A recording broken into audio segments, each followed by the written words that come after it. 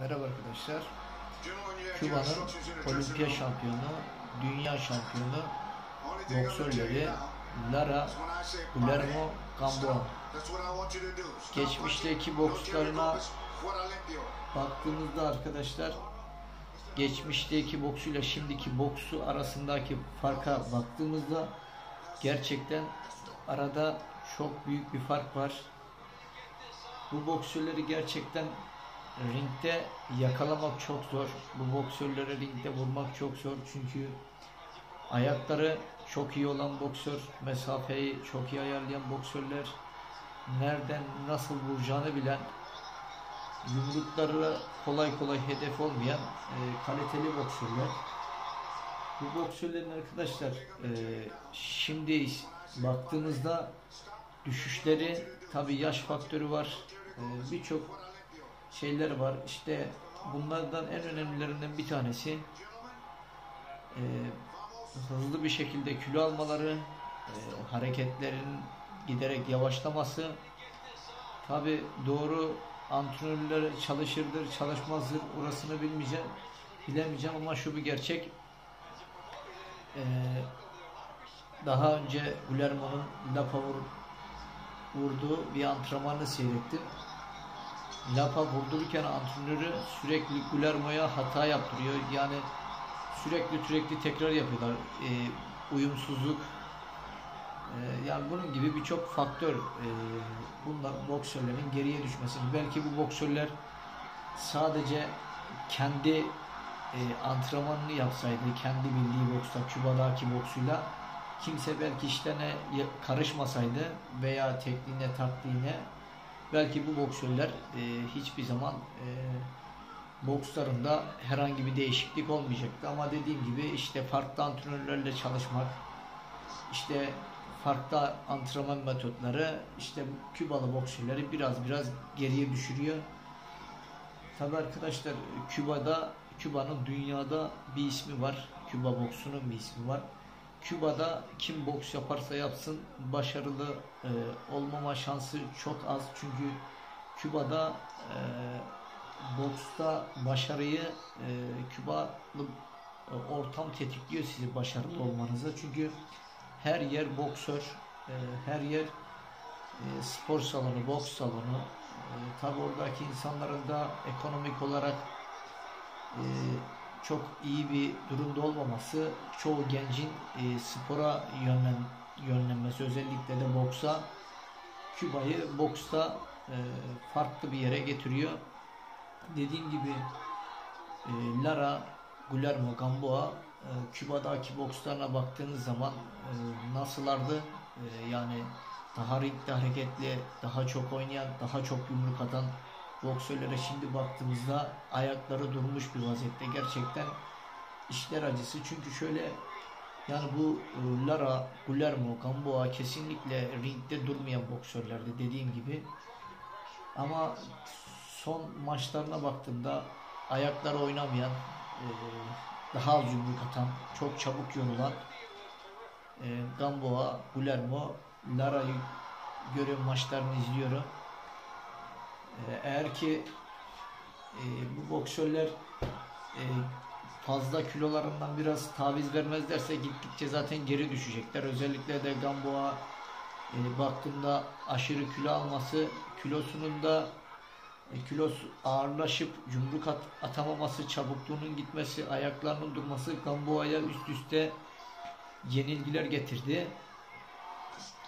Tabi eğer ki bu boksörler kendisini toparlamazsa kariyer açısından da gitgide artık kötü bir duruma düşecek. Artık insanlar onları, eski hayran olan insanlar onları, tabi daha böyle yıldızı parlayan bir Gamboa'yı düşün, bir de sönmüş bir Gamboa'yı düşün. Yani daha çok fazla maçlarını ciddiye almayacaktır. Çünkü boksta şöyle bir şey vardır arkadaşlar. Bir maç kazanırsınız, zirveye oturursunuz. Bir maç kazanırsınız, kaybedersiniz, bir anda düşersiniz. Bu yüzden bu boksörler de zaten ülkesinden iltica etmiş boksörler. Boksuyla bir yerde varlar.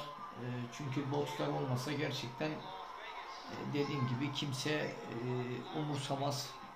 Onların iyi boksu onları buralara getirdi. Kimin Almanya'ya, kimin Amerika'ya, hepsini tabi çeşitli boks şirketleri, boks organizatörleri bu boksörleri kendi şirketlerinde dövüştürüp bir nevi bunların üzerinden de hem onlar para kazanıyor hem de şirketler, boks şirketleri para kazanıyor. Bu boksörler eğer ki dediğim gibi antrenmanlarda Küba'daki yaptığı antrenmanları izlemesi gerekiyor. Küba'daki modele geri dönmesi gerekiyor. Çünkü Küba modeli gerçekten dünyada farklı bir yerde. Çünkü Küba'ya gittiğinizde baktığınızda salonlarda insanların o azimli çalışması, Küba'da baktığınız zaman Kübalı boksörlerin hiçbirinin yerinde durduğunu göremezsiniz. Ayakları hepsinin çok iyidir. Çünkü Küba'nın oturmuş bir boksu ve Küba tarzı vardır, Küba modeli. Yani bu hiçbir zaman değişmez. Çünkü onların bir sistemi vardır. Hepsine baktığınızda aynı sistemde boks yaparlar. Çünkü herkes birbirinden görüp aynı modeli, aynı şekli uyguluyor. Tabii Küba'nın boksta başarılı olmasının en büyük nedenlerinden bir tanesi de Kübalıların gerçekten genel olarak birbirinin başarısını çok isteyen bir ülke. Yani bir Kübalı ringe çıktığında ringin etrafında bütün Küba'yı görebilir. Kübalı boksörleri görürsünüz. Birbirlerine çok destek verirler hangisi çıkarsa çıksın. Bir birlik beraberlik var. Tabii komünizmle yönetilen bir ülke. Dediğim gibi Küba'da boks yapan birisi veya Küba'da herhangi bir şekilde gitmiş bir maça hazırlanan birisi Küba'daki boksu anlatsa gerçekten şöyle, siz mesela ringde maç yaparken ringin etrafını Kübalılar çevirir, çılgınca bağırırlar işte biri yumruk vurunca. Yani orada boks çok eğlenceli, genelde yurt dışlarında da öyle, Amerika'da falan. Yani boksu eğlence haline getirmiş insanlar. Boks yaparken zevk alıyor. Hani boksu bir işkence gibi görmüyorlar, böyle hani boks birbirine yumruk atıyorsun canın yanıyor, öyle değil de eğleniyorlar boksta. İşte boksun da en güzel yanı bu, sevdiğim yanı bu. Her yerde bu şekilde olursa boksta her ülke başarılı olur. Kübalı boksörlerden gelince ben en çok zamanında Gamboa'yı izlerdim. Gamboa'yı gerçekten çok beğendiğim bir boksör. Boksunu çok severim. Özellikle ayak hareketlerini çok izlerdim Gamboa'nın. Çünkü olimpiyat şampiyonu boksör. Guillermo'ya gelince Guillermo'nun maçlarını fazla izlemezdim. Ama Guillermo'da 2 olimpiyat şampiyon olması lazım. 2 olimpiyat şampiyonu bir boksör. Lara'da dünya şampiyonu bir boksör. Lara'da çok kaliteli, ayakları çok iyi olan, gözleri çok iyi olan boksör. Bu boksörlerin belki de mental olarak da üzerlerinde bir yorgunluk görüyorum. Aşırı antrenmanlar, belki çok fazla maç. Boksörlerin üzerinde bir yorgunluk, bir bitmişlik var.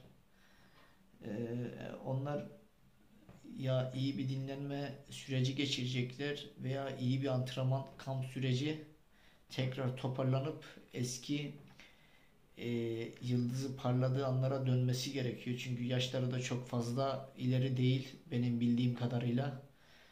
E, Dediğim gibi iyi bir antrenman süreci geçip o kaybettiği boksörlerden, çok rahat maç alacağı boksörlerden e, çok rahat maç alacağı boksörlere kaybetmeleri onları gerçekten çok seviye olarak kötü bir duruma düşürüyor. Dediğim gibi iyi bir antrenman süreciyle tekrar o yeneceği boksörleri yenmesi gerekiyor. Tekrar zirvede yerini alması gerekiyor bu boksörlerin. Yani Gamboa ise Gamboa'lığını göstermesi gerekiyor. Aynı şekilde Guillermo da aynı şekilde.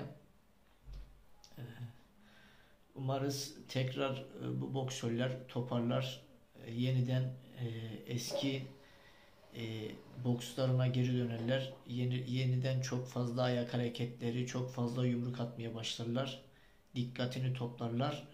Ringlerde yine rüzgarlar estirirler. Sadece bunu birkaç daha yeni Gamboa'nın maçını izledim. Hayran olduğum bir boksör.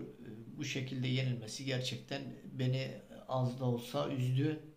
Çünkü onun gerçek boksu bu değil. Normalde onu yenip de sevinen boksörler onun gerçek boksunu yaptığında inanın ona yumruk bile vuramazlar. Bunu açık bir şekilde buradan söylüyorum. Küba ile ilgili yine paylaşımlarım olacak. Küba boksu ile ilgili o videoyu da biraz uzun olacak. Onu çekeceğim.